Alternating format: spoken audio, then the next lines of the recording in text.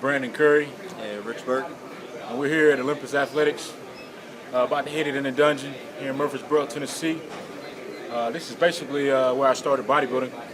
As you can see, we got a lot of medal and trophies around. We take it pretty seriously around here, so we're gonna go in here and get it done. Shout out to Sean Barber for always making us feel welcome. Let's make some noise. Basically today we did a chest day, and we started off with reverse grip bench press. A lot of people are like, why do it that way? Isn't it harder? And yeah, true, it may be harder, but I find that it helped me a lot when I was having some shoulder issues. I switched to reverse grip bench press, and I haven't really had any more shoulder issues. It's a lot more comfortable for me. I've gotten adjusted to it. I'm still able to move some pretty heavy poundages with that style of lift.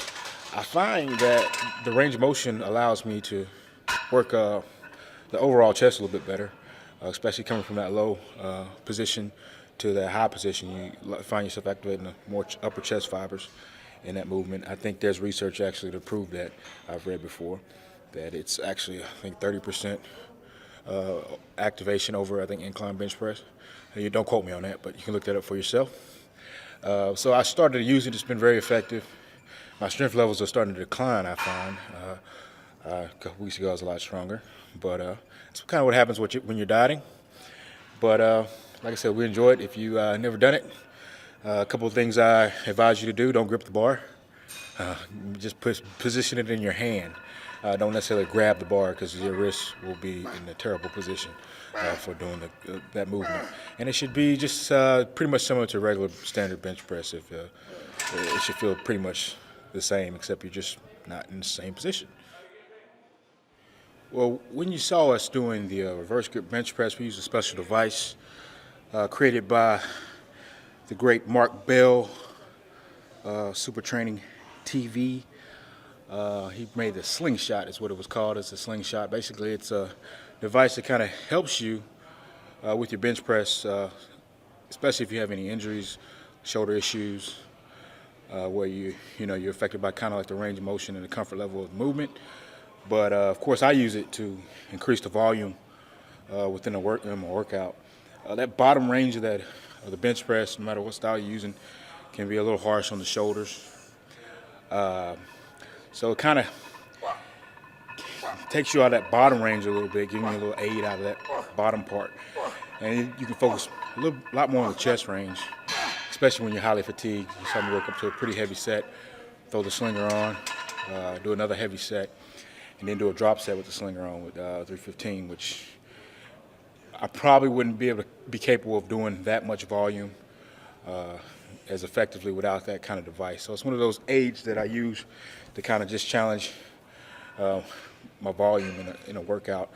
And it's, like I said, it's a lot less stress on the triceps, the joints, and the shoulders, girdle. It takes a lot of the stress off that and helps you really focus on that chest load. A lot of people say, oh, well, doesn't make it easier. Well, at that point in the workout, I don't think easier is a bad thing, especially if you can keep your intensity, your load up that heavy and continue to work at that load. So I think it only aids in your, I guess, growth and performance in that aspect. So it's definitely a good device. If you want to look that up and purchase it, go to howmuchyoubench.net, and I'm sure Mark Bell appreciates your support.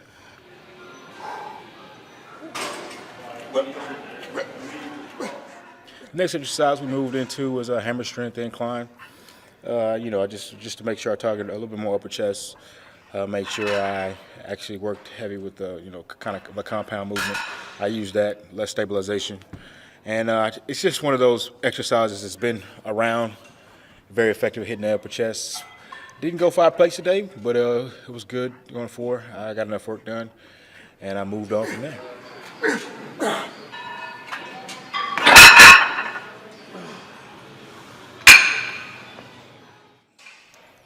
The next exercise we did was some new variation I recently learned for upper inner chest stimulation.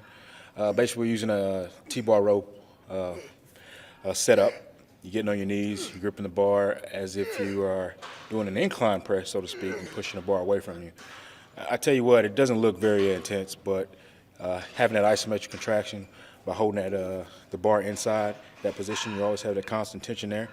Just by having to hold the bar and then pushing it away from your body, you're really activating those upper chest fibers coming from that low to high position. I mean, it's just an awesome fatiguer for that. Just basically finishing upper chest off in that position. It was definitely something new I learned. It's humbling, and I'm going to continue to use it for my chest development.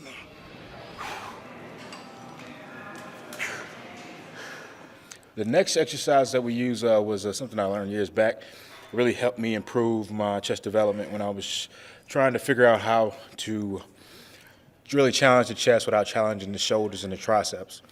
And that's called a press and fly. Basically, it's just like it sounds. You press the weight up and you fly it down. You want to use a weight that you just can't fly for reps. And it's going to be less, of course, when you don't use your pressing. So somewhere in between that, and you should get a good slow control negative, press it up explosively, and a good slow control negative. It's definitely going to really challenge those chest fibers. I show it to a lot of guys that have trouble with that development, and they seem to like the exercise a lot. So put it in your arsenal. It's definitely a good weapon.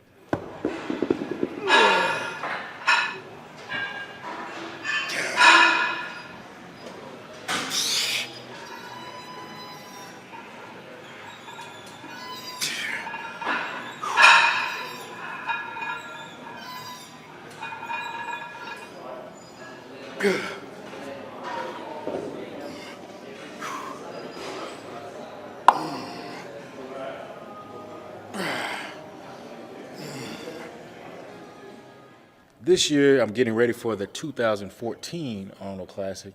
It's going to be a grand event. We got a lot of, we call up-and-coming forces to be reckoned with. A lot of veterans will be out of it this year, a few still hanging around. But it's really going to just, kind of set the tables for, kind of the future of bodybuilding, who's going to stand out, who's going to take this opportunity and run with it. Coming off of last year, coming off of a Brazil win, the first Arnold Classic Brazil win, I have a lot to prove, and these Arnold Classics are definitely a big stage to prove something. So I'm going in with a vengeance. I'm going in really focused, trying to surprise some more people again, make them believers, whether they want to be believers or not. So I'm working hard and really pushing this because I'm really trying to take it to the next level and solidify myself in this sport we call bodybuilding.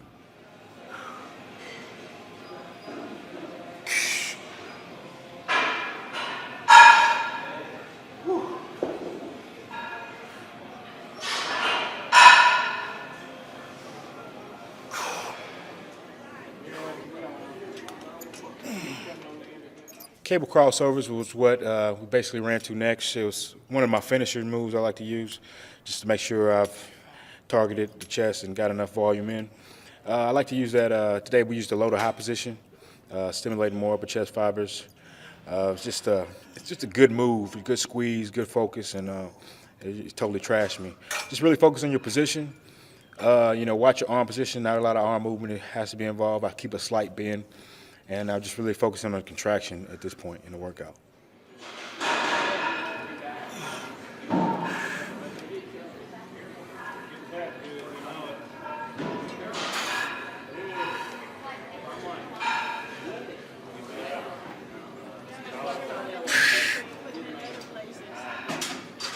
going to put it in other places, but Memphis first.